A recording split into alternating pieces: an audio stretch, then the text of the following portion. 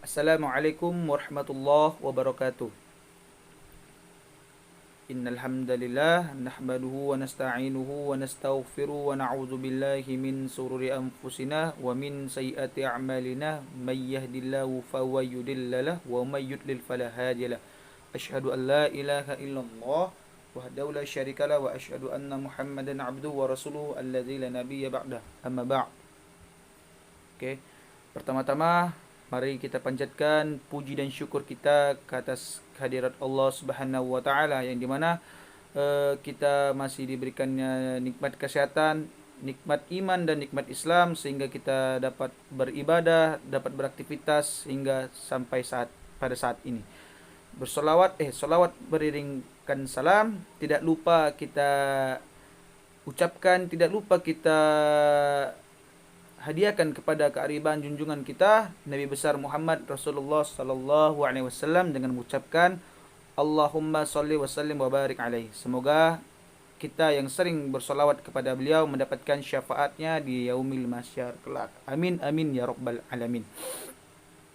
Oke. Pada video kali ini saya akan bercerita atau saya akan memberikan sebuah materi tentang terkait iman.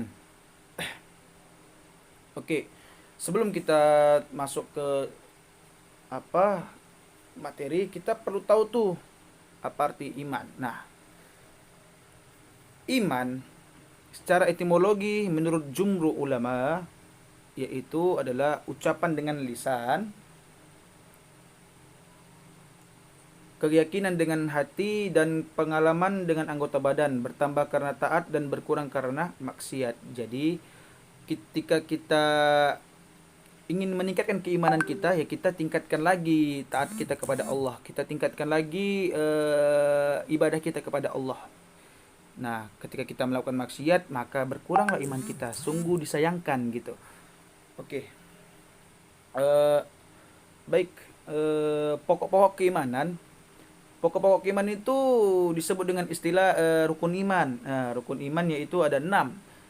Iman kepada Allah, iman kepada malaikat, iman kepada kitab-kitabnya, iman kepada Rasul, iman kepada hari akhir, dan iman kepada takdir baik dan takdir buruk. Allah berfirman dalam surah Al-Baqarah ayat 177 yang berbunyi A'udzu billahi minasyaitonir rajim. Bismillahirrahmanirrahim. Laisal birra an tuwallu wujuhakum qiblal masyriqil wal maghrib walakinnal birra man amana billahi wal yawmil akhir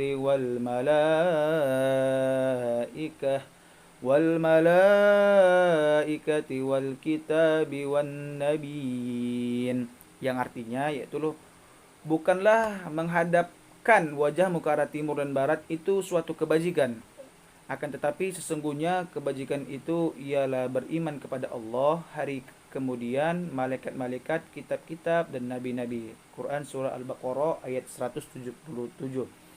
Dan Nabi pun meriwayatkan hadis, yaitu Nabi SAW bersabda yang berbunyi, iman itu adalah engkau beriman kepada Allah, para malaikatnya, kitab-kitabnya, para utusannya, dan engkau beriman dengan takdir yang baik dan yang buruk. Oke.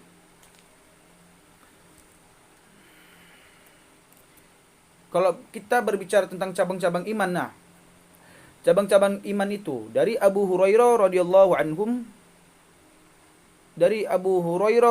an, ia berkata, Rasulullah sallallahu alaihi wasallam bersabda, iman terbagi lebih dari 70 atau 60 cabang. Itu cabang mengenai cabang iman. Yang paling utama adalah ucapan la ilaha illallah. Dan yang terendah adalah menyingkirkan gangguan dari jalan. Dan sifat malu termasuk satu cabang dari iman. Teman-temanku yang dirahmati Allah Subhanahu wa taala. Keimanan pun itu memiliki tingkat-tingkatannya. Tingkat keimanan itu ada 3. Tingkatan keimanan itu ada 3. Yang pertama itu rasanya manis dan hakikat. Kita akan bahas tentang rasanya iman. Rasanya iman, maka Nabi Sallallahu Alaihi Wasallam menjelaskan di dalam sabdanya, yang merasakan nikmatnya iman adalah orang yang ridho kepada Allah Subhanahu wa taala sebagai Rabb atau Tuhan, Islam sebagai agama, dan Muhammad sallallahu alaihi wasallam sebagai rasulnya. Hadis riwayat Muslim. Kemudian terkait dengan manisnya iman, maka Nabi sallallahu alaihi wasallam pun bersabda, menjelaskan sabdanya, ada 3 perkara barang siapa yang ada padanya, niscaya dia merasakan nikmatnya iman. Bahwa Allah Subhanahu wa taala dan Rasul sallallahu alaihi wasallam lebih dicintainya dari apapun selain keduanya. Dia tidak mencintai seseorang kecuali karena Allah Subhanahu wa taala. Dan dia benci kepada kekafiran sebagaimana dia benci dilemparkan dalam api neraka. Mutafaqqun alaihi. Berbicara tentang hakikat iman. Hakikat iman maka bisa didapatkan oleh orang yang memiliki hakikat agama. Jadi jika kita ingin memiliki hakikat iman, kita perlu memiliki agama juga. Berdiri tegak memperjuangkan agama dalam ibadah dan dakwah, berhijrah dan menolong, berjihad dan berinfak. Kesempurnaan iman. Berbicara tentang kesempurnaan iman, cinta yang sempurna kepada Allah Subhanahu wa taala dan Rasulnya memberikan konsekuensi adanya yang dicintainya. Apabila cinta dan bencinya hanya karena Allah Subhanahu wa taala, sedang keduanya adalah amal ibadah hati dan pemberian, dan tidak memberinya hanya karena Allah Subhanahu wa taala, sedang keduanya adalah amal ibadah badan. Niscaya keduanya menunjukkan kesempurnaan iman dan kesempurnaan cinta karena Allah Subhanahu wa taala. Jadi mencintai karena Allah dan membenci pun itu karena Allah, gitu.